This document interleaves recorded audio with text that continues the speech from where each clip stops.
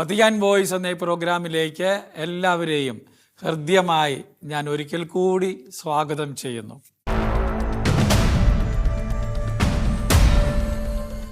പരിശുദ്ധ പിതാവ് ലയോ മാർപ്പാപ്പയുടെ സന്ദേശങ്ങളാണ് ഇപ്പോൾ നമ്മൾ ഇവിടെ അവതരിപ്പിക്കുന്നത്. പെസഹ വ്യാഴാഴ്ചയോടനുബന്ധിച്ച് നമുക്കറിയാം, പെസഹ രഹസ്യത്തിൻ്റെ ആ അനുസ്മരണത്തോട് അനുബന്ധിച്ച് പരിശുദ്ധ പിതാവ് നൽകിയ സന്ദേശത്തിൻ്റെ വിവരണമാണ് ഞാൻ നിങ്ങളുമായി കഴിഞ്ഞ എപ്പിസോഡിൽ പറഞ്ഞു തുടങ്ങിയത്. അവിടെ മാർപ്പാപ്പ പറഞ്ഞു, ദൈവത്തെക്കുറിച്ചുള്ള നമ്മുടെ സങ്കല്പം തിരുത്തപ്പെടേണ്ടതുണ്ട്. പിതാവായ ദൈവം പുത്രനിലൂടെ പ്രവർത്തിച്ചത് എളിയ ദാസൻ്റെ രൂപം സ്വീകരിച്ചാണ്. ശിഷ്യന്മാരുടെ പാദങ്ങൾ കഴുകിക്കൊണ്ടാണ് അവിടുന്ന് ഈ മാതൃക നമുക്ക് വ്യക്തമാക്കി തന്നത്. ദൈവത്തിൻ്റെ ഒരു ജീവിത ശൈലി, ഈശോയുടെ ഒരു ജീവിത ശൈലിയാണ് അതുവഴി നമുക്ക് നൽകപ്പെട്ടിരിക്കുന്നത്. അത് ക്രൈസ്തവർ തുടരണം, ജീവിക്കണമെന്ന് ആഹ്വാനവും ചെയ്തു. ഞാൻ നിങ്ങളുടെ പാദങ്ങൾ കഴുകിയെങ്കിൽ നിങ്ങൾ പരസ്പരം പാദങ്ങൾ കഴുകാൻ കടപ്പെട്ടിരിക്കുന്നു എന്ന് പറയുമ്പോൾ അത് തുടരണമെന്ന, നമ്മുടെ ജീവിതത്തിൽ അത് നടത്തണമെന്ന ആഹ്വാനമാണ് ലഭിച്ചിരിക്കുന്നത്. അത് സന്തോഷത്തോടെ സ്വീകരിക്കുന്നത് നമുക്ക് വ്യക്തിപരമായും നമ്മുടെ ലോകത്തിനും അനുഗ്രഹപ്രദമായ കാര്യമാണ്. ഈശോ സ്നേഹിതന്മാരെന്ന് വിളിച്ചുകൊണ്ടാണ് അവരുടെ പാദങ്ങൾ കഴുകുന്നത്. മനുഷ്യത്വത്തെ, ഹ്യൂമാനിറ്റിയെ, ഈശോ തന്നെ ഒരേ സമയം ദൈവവും മനുഷ്യനുമാണല്ലോ. ഇത് രണ്ടിനെയും സമന്വയിപ്പിച്ച് രണ്ടിനുമുള്ള പാഠങ്ങൾ നൽകുന്ന അവിടുന്ന് നമ്മളെ മനുഷ്യരെന്ന നിലയിൽ നമ്മുടെ മനുഷ്യത്വത്തിൻ്റെ പൂർത്തീകരണം നിലനിൽക്കുന്നത് എവിടെയാണ് എന്ന് പഠിപ്പിക്കുകയായിരുന്നു. അത് ആത്മദാനത്തിലാണ് എന്ന് കൃത്യമായി പരിശുദ്ധ പിതാവ് പറഞ്ഞു. അത് ശുശ്രൂഷയിലാണ് എന്നും പറഞ്ഞു. അത് സ്നേഹത്തിലാണെന്നും. ഈ മൂന്ന് മൂല്യങ്ങളാണ് മനുഷ്യത്വത്തിന് അർത്ഥം നൽകുന്നത്, ജീവൻ നൽകുന്നത്, നമുക്കെല്ലാവർക്കും സന്തോഷവും സമാധാനവും നൽകുന്നത്. അതാണ് പഠിക്കാനും ജീവിക്കാനുമുള്ള ആഹ്വാനം. പരിശുദ്ധ പിതാവ് പറഞ്ഞത് തുടരുകയാണ്. ഈശോ തന്നെ പറയുന്നുണ്ട്, ഞാൻ ഗുരുവും കർത്താവുമാണ്, ഞാൻ നിങ്ങളുടെ ഗുരുവും കർത്താവുമാണ്. ഞാൻ നിങ്ങളുടെ പാദങ്ങൾ കഴുകിയെങ്കിൽ നിങ്ങളും പരസ്പരം പാദങ്ങൾ കഴുകണം. 13-ാം അധ്യായം യോഹന്നാൻ്റെ സുവിശേഷം 13-ാം വചനത്തിലാണ് ഇത് നാം കാണുന്നത്. അതിനാൽ ഈശോയാണ് യഥാർത്ഥ മാനദണ്ഡം നമുക്ക് ജീവിക്കാനുള്ളത്. അതുകൊണ്ടാണ് ഈശോയെ അനുകരിക്കുക, ഈശോയെ അനുഗമിക്കുക എന്നൊക്കെ പറയുന്നത്. ഈശോയുമായുള്ള യഥാർത്ഥ ബന്ധത്തിലേക്ക് പ്രവേശിക്കുക എന്നാണ് അർത്ഥം. അവൻ മാനുഷികവും ദൈവികവുമായ എല്ലാ മൂടുപടങ്ങളും വലിച്ചു മാറ്റുന്നവനാണ്, വലിച്ചു മാറ്റിയവനുമാണ്. മൂടുപടങ്ങളില്ല, സുതാര്യമാണ് ജീവിതം. അവിടുന്ന് തൻ്റെ മാതൃക നൽകിയത് നമ്മൾ വീണ്ടും ഓർക്കണം. പ്രത്യേകിച്ച് അവൻ പൂർണ്ണമായി സംതൃപ്തനായിരുന്നൊരവസരത്തിലാണ് എന്ന് പറയാൻ പറ്റില്ല. എല്ലാവരും അവനിൽ സംതൃപ്തനായിരുന്നില്ല. അവനോടെല്ലാവരും സമർപ്പിതരുമായിരുന്നില്ല. ഡിവോട്ടഡ് നമുക്ക് പറയാൻ സാധിക്കും. ആ ഒരു അവസരത്തിലല്ല കർത്താവ് ഈ പാഠം നമുക്ക് നൽകുന്നത്. മറിച്ച് അവൻ ഒറ്റിക്കൊടുക്കപ്പെട്ട രാത്രിയിലാണ്, തിരസ്കരിക്കപ്പെട്ട രാത്രിയിലാണ്. മനസ്സിലാകാതിരിക്കലിൻ്റെയും അക്രമത്തിൻ്റെയും അന്ധകാരം വിരിയുന്ന ആ രാത്രിയിലാണ് അവിടുന്ന് ഇത് ചെയ്യുന്നത്. ഈ രീതിയിൽ ഇത് വ്യക്തമാക്കുന്നു. എന്താണ് വ്യക്തമാക്കുന്നത്? കർത്താവിൻ്റെ സ്നേഹം നമ്മുടെ തന്നെ നന്മയ്ക്കും നിർമ്മലതയ്ക്കും മുമ്പേ ഉള്ളതാണ്. നമ്മുടെ എന്തോ നേട്ടം കൊണ്ടും നമ്മുടെ നന്മ കൊണ്ടും അല്ല അവിടുന്ന് നമ്മളെ സ്നേഹിക്കുന്നത് എന്ന പാഠത്തിലേക്ക് മാർപ്പാപ്പ വരികയാണ്. അവിടുത്തെ സ്നേഹം അതിനു മുമ്പേ ഉള്ളതാണ്. ബൈബിളിൽ നമ്മൾ വായിക്കുന്നുണ്ടല്ലോ, അവൻ ആണ് നമ്മെ ആദ്യം സ്നേഹിച്ചത്. ദൈവസ്നേഹത്തിൻ്റെ ഏറ്റവും വലിയ പ്രത്യേകത അതാണ്. അവൻ ആദ്യം സ്നേഹിച്ചു. നാം അവിടുത്തെ സ്നേഹിച്ചത് കൊണ്ടല്ല അവിടുന്ന് നമ്മെ സ്നേഹിക്കുന്നത്, നമ്മളെ പരിഗണിക്കുന്നത്, നമ്മളെ വലിയവരായി കാണുന്നത്. അവിടുന്ന് സ്നേഹിച്ചത് കൊണ്ടാണ്. ആ ഒരു ചിന്തയാണ് മാർപ്പാപ്പ വീണ്ടും നമ്മളോട് ധ്യാനിക്കാൻ ആവശ്യപ്പെടുന്നത്. ആ സ്നേഹത്തിൽ അവിടുന്ന് ക്ഷമിക്കുകയാണ്. ആദ്യം സ്നേഹിക്കുന്നവൻ അവൻ നമ്മോട് ക്ഷമിക്കുന്നു. എത്ര ക്രൂരമായ പാപിയോടും ക്ഷമിക്കാൻ അവിടുന്ന് തയ്യാറാണ്. അവിടുന്ന് ക്ഷമിക്കണമെന്നും നമ്മോട് പറയുന്നത് അതുകൊണ്ടാണ്. അതുവഴിയാണ് അവിടുന്ന് നമ്മളെ പുനരുദ്ധരിക്കുന്നത്, നമുക്ക് നവജീവൻ നൽകുന്നത്, നമ്മളെ നവീകരിക്കുന്നത്. അവിടുത്തെ സ്നേഹം, അവിടുത്തെ കരുണ നാം സ്വീകരിച്ചതിനുള്ള സമ്മാനമല്ല അവിടുത്തെ ക്ഷമ. നമ്മളത് സ്വീകരിച്ചിട്ടില്ല. കരുണയും അവിടുത്തെ സ്നേഹവും അത് പ്രത്യേകം ഓർക്കണം. നാം പാപികളായിരിക്കെ അവിടുന്ന് നമുക്ക് വേണ്ടി മരിച്ചു എന്ന് പൗലോസ്ലീഹ പറയുന്നുണ്ടല്ലോ. നമ്മൾ മാനസാന്തരപ്പെട്ടതിന് ശേഷമല്ല അവിടുന്ന് നമ്മളെ സ്നേഹിക്കുന്നത്. പാപികൾക്കുള്ള സദ്വാർത്തയാണിത്. അവിടുന്ന് നമ്മെ സ്നേഹിക്കുന്നു, നമ്മോട് ക്ഷമിക്കുന്നു, ക്ഷമിക്കാൻ തയ്യാറാണ്. അവിടുന്ന് നമ്മെ സ്നേഹിക്കുന്നു. എന്തിനാണ്? അതിനാൽ അവിടുന്ന് നമ്മെ ശുദ്ധീകരിക്കുന്നു. സ്നേഹമാണ് നമ്മളെ പ്യൂരിഫൈ ചെയ്യുന്നത്, വിശുദ്ധീകരിക്കുന്നത്. അതുവഴി അവിടുത്തെ സ്നേഹത്തോടെ പ്രത്യുത്തരിക്കാൻ നാം പ്രാപ്തരാവുകയും ചെയ്യുന്നു. അവിടുത്തെ ക്ഷമയും സ്നേഹവും കിട്ടിയതുകൊണ്ടാണ്, അത് അനുഭവിച്ചുകൊണ്ടാണ് നാം ദൈവസ്നേഹത്തോടെ പ്രത്യുത്തരിക്കുന്നത്. ഈ ലോകത്തായിരിക്കുന്ന നമുക്ക് ലഭിക്കേണ്ട ഒരു വലിയ കാര്യമാണിത്. കാര്യം മറക്കരുത്, പ്രത്യുത്തരിക്കണം. അതിനാൽ നമുക്ക് ഈശോയിൽ നിന്ന് ഈ പരസ്പര പൂരകമായ ശുശ്രൂഷ പഠിക്കാം. ആ പ്രവൃത്തി നമുക്ക് സ്വന്തമാക്കാം. നമ്മുടെ സ്നേഹം, അവിടുന്ന് നമ്മളെ സ്നേഹിക്കുന്ന കാര്യം നാം അവിടുത്തേക്ക് തിരിച്ചു കൊടുക്കാൻ നമ്മോട് പറയുന്നില്ല, റീപേ ചെയ്യാൻ പറയുന്നില്ല. അവിടുത്തെ സ്നേഹിക്കാൻ നമ്മൾ സ്നേഹിക്കാനുള്ള കൽപ്പനകൾ വേറെ ഉണ്ടെങ്കിലും കർത്താവ് ഈ സന്ദർഭത്തിൽ തന്നെ സ്നേഹിക്കാനല്ല പറയുന്നത്. അവിടുന്ന് പറഞ്ഞത് എന്താണ്? ഇത് എൻ്റെ ദാനമാണിത്. അത് നാം നമ്മുടെ ഇടയിൽ, മനുഷ്യരുടെ ഇടയിൽ പങ്കുവയ്ക്കണം.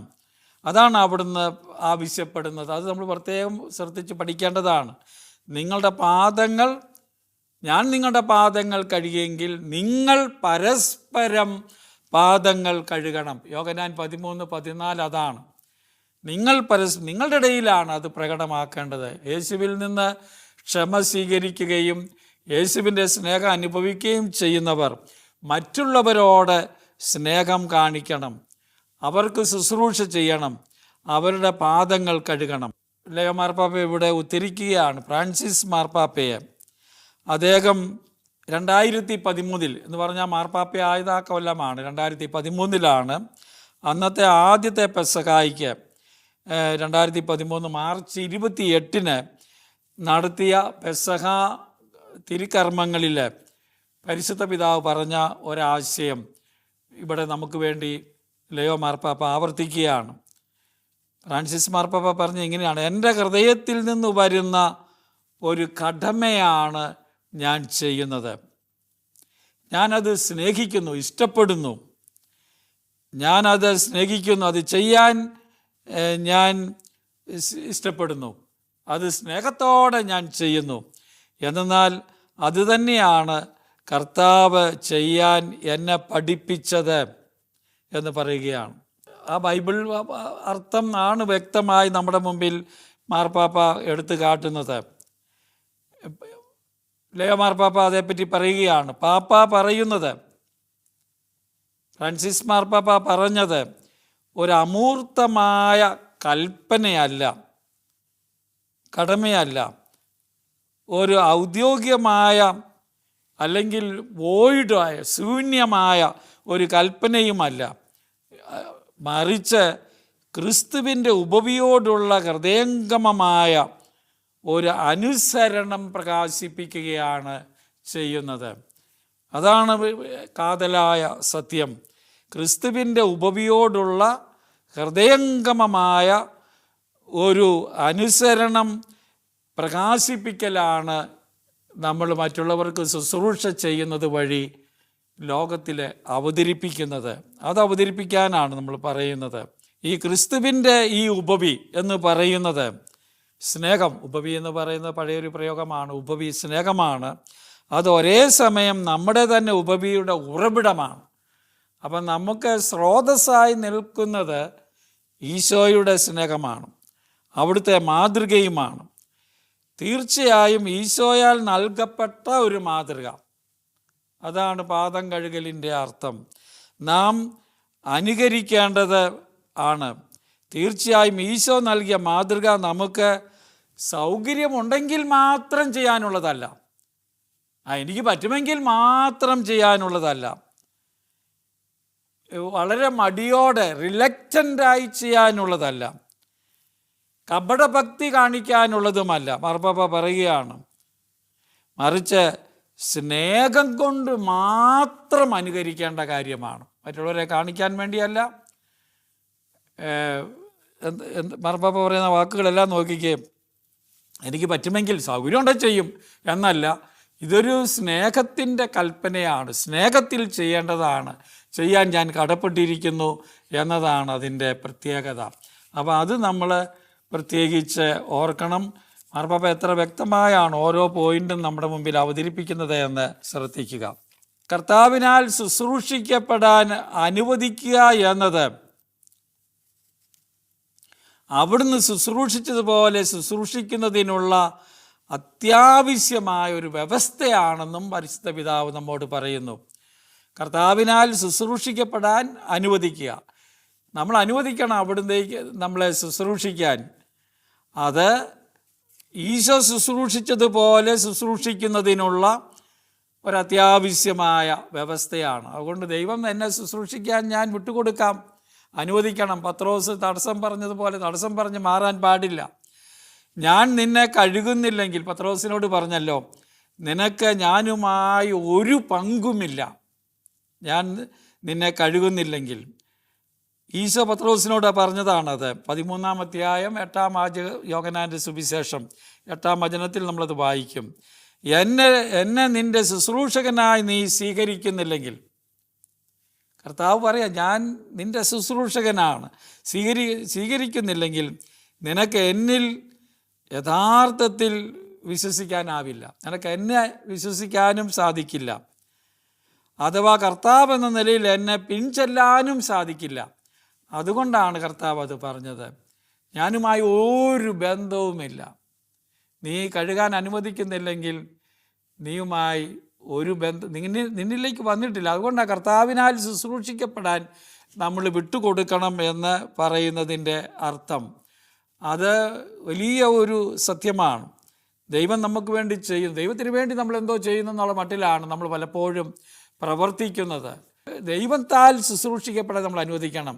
ഞാൻ ഓർക്കുന്നു, ഒരു ഉദാഹരണം ബൈബിളിൽ നമുക്ക് പറയാവുന്നത് മർത്തായുടെ കാര്യമാണ്. മർത്ത കർത്താവിനെ ശുശ്രൂഷിക്കാനുള്ള ബദ്ധപ്പാടിലാണ്, വ്യഗ്രതയിലാണ്, അസ്വസ്ഥയാണ്. കർത്താവ് പറഞ്ഞു, മർത്ത നീ വെഗു കാര്യങ്ങളിൽ വ്യഗ്രതയാണ്, ഒരു കാര്യമാണ് ആവശ്യമുള്ളത്, നീ എൻ്റെ അടുക്കലിരുന്ന് എന്നിൽ നിന്ന് പഠിക്കൂ, എൻ്റെ ശുശ്രൂഷ നീ സ്വീകരിക്കൂ. മറിയം അതാണ് സ്വീകരിച്ചത് എന്ന് പറയുമ്പോൾ ഈ ഒരു ആശയമാണ് നമ്മുടെ മുമ്പിൽ തരുന്നത്. കർത്താവിനാൽ ശുശ്രൂഷിക്കപ്പെടാനാണ് നാം തയ്യാറാകേണ്ടത് എന്ന അർത്ഥമാണ് അതിനുള്ളത്. അല്ലെങ്കിൽ നമ്മൾ കർത്താവിനെ പിൻചെല്ലുന്നവരാണ് എന്ന് പറയാൻ സാധിക്കില്ല. കർത്താവിൽ യഥാർത്ഥത്തിൽ വിശ്വസിക്കുന്നുണ്ട് എന്നും പറയാൻ സാധിക്കില്ല. യഥാർത്ഥത്തിൽ വിശ്വസിക്കുന്നുണ്ടെങ്കിൽ, പിൻചെല്ലണമെന്നുണ്ടെങ്കിൽ കർത്താവിനാൽ ശുശ്രൂഷിക്കപ്പെടാൻ, അതുകൊണ്ടാണ് അവിടുത്തെ കരുണയും സ്നേഹവും സ്വീകരിക്കാൻ നമ്മൾ തുറന്നു കൊടുക്കണം, നമ്മളെ തന്നെ വിട്ടുകൊടുക്കണം എന്ന് പറയുന്നതിൻ്റെ കാരണം. നമ്മുടെ ശരീരങ്ങൾ കഴുകിക്കൊണ്ട് ഈശോ നമ്മുടെ ആത്മാക്കളെയാണ് ശുദ്ധീകരിക്കുന്നത് എന്നതും ശ്രദ്ധേയമാണ്.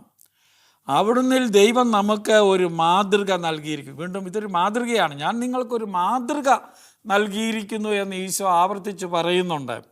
ഞാൻ നിങ്ങൾക്കൊരു മാതൃക, എങ്ങനെ ആധിപത്യം പുലർത്തണമെന്നല്ല. മുമ്പേ നമ്മൾ കണ്ടല്ലോ, കഴിഞ്ഞ എപ്പിസോഡിൽ നമ്മൾ കണ്ടതാണ്.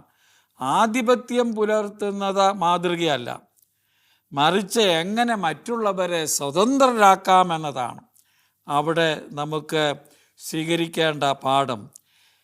എങ്ങനെ ജീവനെയൊക്കെ നശിപ്പിക്കാമെന്നല്ല, മറ്റുള്ളവരെ നശിപ്പിക്കാമെന്നല്ല, മറിച്ച് എല്ലായിടത്തും എങ്ങനെ ജീവൻ നൽകാമെന്നാണ് നാം പ്രത്യേകമായി ചിന്തിക്കേണ്ടത്. അവിടെയാണ് ഈ ശുശ്രൂഷയുടെ മാനം പൂർണ്ണമായി തീരുന്നത്.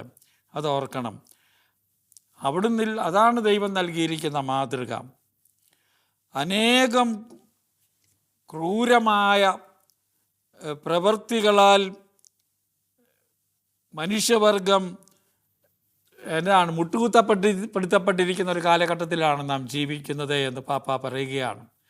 ഇതുമാത്രം യുദ്ധങ്ങൾ, ക്രൂരതകൾ, പീഡനങ്ങൾ നമ്മുടെ ലോകത്ത് നിലനിൽക്കുന്നു. അതുവഴി എന്താണ്? മനുഷ്യത്വം, യഥാർത്ഥ മനുഷ്യത്വം അടിച്ചമർത്തപ്പെടുകയാണ്. അവരെ അടിമകളാക്കുകയാണ്, മുട്ടിമേൽ നിർത്തുകയാണ്. അതാണ് അതിൻ്റെ അർത്ഥം.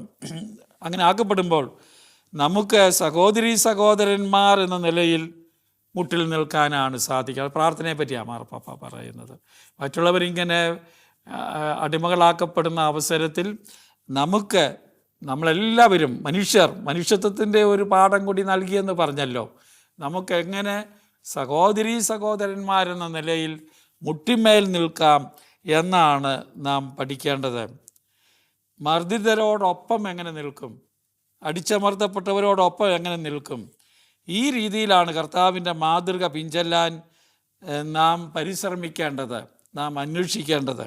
പുറപ്പാട് പുസ്തകത്തിൽ നാം വായിക്കുന്നുണ്ടല്ലോ, അവിടെ നാം വായിക്കുന്നുണ്ട്, ഈ ദിവസം നിങ്ങൾക്ക് ഒരു സ്മരണാദിനമായിരിക്കും. പുറപ്പാട് 12:14. തീർച്ചയായും ബൈബിൾ പരമായ ചരിത്രം മുഴുവനും ഈശോയിൽ കേന്ദ്രീകരിക്കപ്പെടുകയാണ്. എല്ലാം ഈശോയിലാണ് കേന്ദ്രീകരിക്കപ്പെടുന്നത്.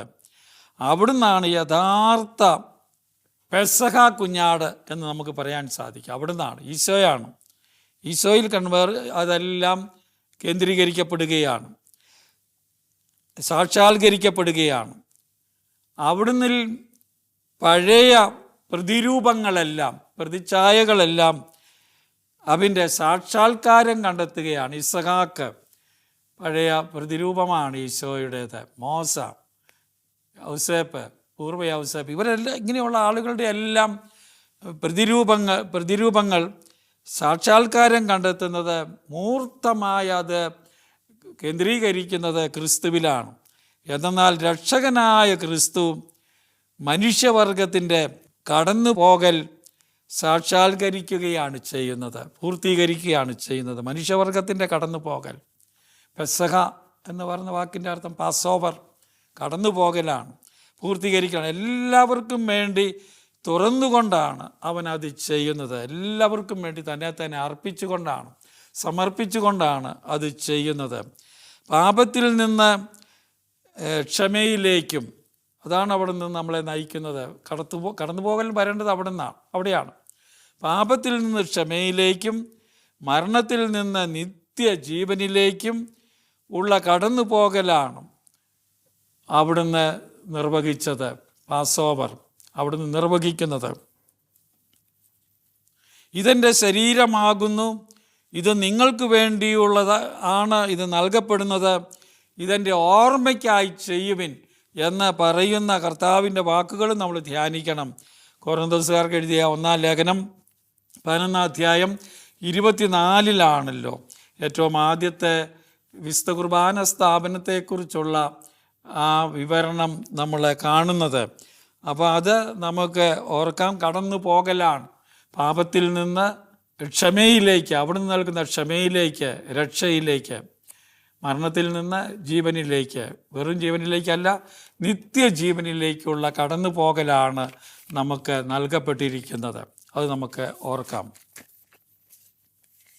മാർപ്പാപ്പ അവസാനിപ്പിക്കുകയാണ്, ഈ സായാഹ്നത്തിൽ ഈശോയുടെ പ്രവൃത്തികളും വാക്കുകളും നവീകരിച്ചുകൊണ്ട് നാം ദിവ്യകാരുണ്യത്തിൻ്റെയും തിരുപ്പട്ട ശുശ്രൂഷയുടെയും സ്ഥാപനത്തെ അനുസ്മരിക്കുകയാണ്.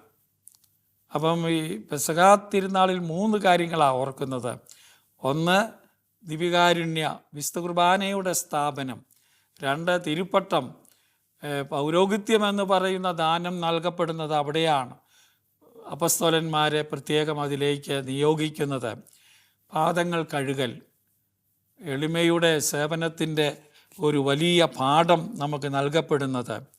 അപ്പോൾ ഇതെല്ലാം അനുസ്മരിക്കുകയാണ്. ഈ 2 കൂദാശകളും നമുക്കറിയാം, പൗരോഹിത്യവും ദിവ്യകാരുണ്യവും ആന്തരികമായി, ഇൻറ്റിമേറ്റായി, ഇൻട്രിൻസിക്കലായി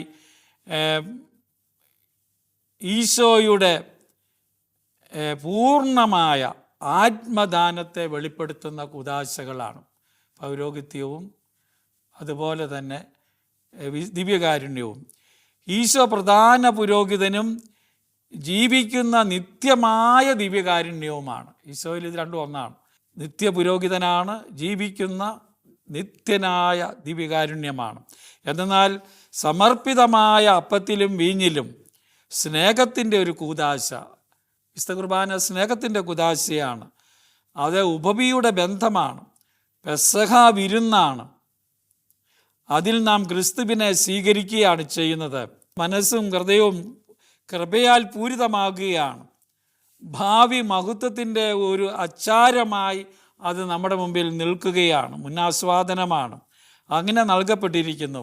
2ാം വത്തിക്കാൻ കൗൺസിലിൻ്റെ ലിറ്റർജിയെക്കുറിച്ചുള്ള ഡിഗ്രി 47-ാം നമ്പർ ഇത് വളരെ മനോഹരമായി അവതരിപ്പിക്കുന്നുണ്ട്.